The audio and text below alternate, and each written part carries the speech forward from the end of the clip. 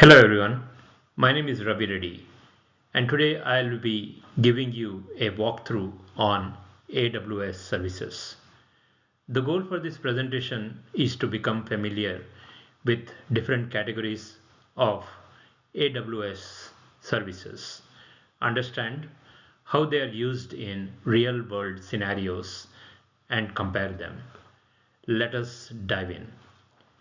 AWS has hundreds of services, but they are organized into categories that help us think about how they are used. For today's session, I will be covering networking, compute, database, security and storage, management and governance, and lastly, cloud financial management. Each service in these categories play a role in running the applications on AWS in a reliable and cost-effective manner in the cloud. In networking, VPCs, which stands for Virtual Private Cloud, lets you create a secure, isolated cloud network. It's like running your own data center in AWS. Route 53 is a scalable DNS service routing traffic to applications globally. CloudFront is content delivery network that delivers content with low latency.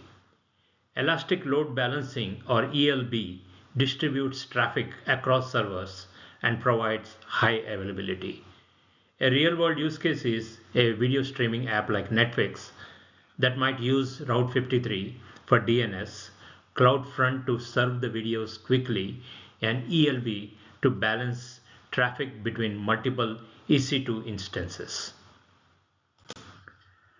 In the compute category, EC2 provides resizable virtual servers or VMs where you control the operating system and the configuration.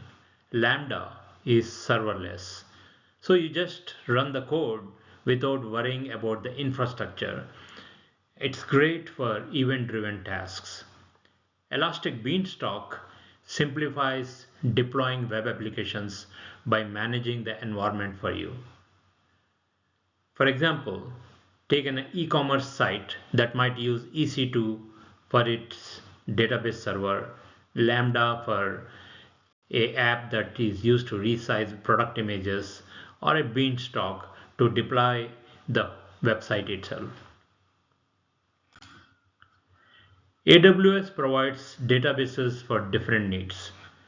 RDS or Relational Database Service is a managed relational database supporting engines like MySQL and PostgreSQL. It is great when you need structured queries and transactions. DynamoDB is a NoSQL key value store. It's perfect for highly scalable applications like gaming or IoT apps. For a quick comparison, RDS excels at structured relational data, while DynamoDB is used where speed and scalability is the criteria, and it is used for unstructured or semi-structured data. And next is storage. S3 is object storage. It offers durability and scalability, and it is used for everything from backups to hosting static websites. EFS stands for Elastic File System. It's a managed file system that multiple EC2 instances can share at once. EBS stands for Elastic Block Storage, which is essentially a block storage that attached to a single EC2 instance, and it is used for apps that need low latency disk access.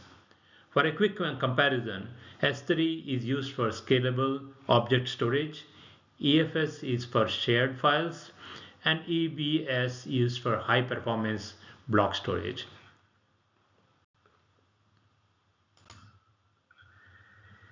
Security, identity, and compliance.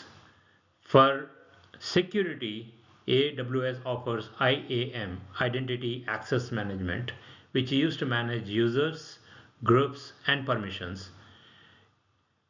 You essentially follow least privilege principles with granular policies. AWS Shield protects against distributed denial of service attacks automatically at the network and transport layer. For example, a financial services company would rely on IAM for secure access control and Shield to keep the customer facing apps available during traffic spikes. Next is the governance and monitoring, under which AWS provides CloudWatch, which is used to collect logs and metrics. It helps you to monitor applications and infrastructure in real time. CloudTrail records all the API activity, so you know who did what in the AWS environment. AWS config continuously checks resource configurations against compliance rules. Together, these services ensure observability, accountability, and compliance across your AWS workloads. Lastly, let's look at the cost management, under which AWS has cost and usage report, which provide detailed data about usage and billing. It's almost like a giant Excel sheet with all the AWS spends. Next is AWS budget that lets you set spending or usage limits and receive alerts when you approach them. And lastly, Cost Explorer provides visual dashboards and analysis to track the costs over time. A quick use case is a company that might use Cost Explorer to see which workloads are driving the costs and then use budgets to keep the projects within spending limits. In conclusion, AWS services are organized into categories, but they often work together as building blocks, such as governance, networking, and security, which keeps the workloads compliant, available, and safe. Compute and database power the applications, and financial management ensures cost efficiency. And finally, storage underpins everything. The key takeaway is learning not just what each service does, but how to combine them for real world solutions. Thank you, and I look forward to any questions or discussions on what has been shared so far.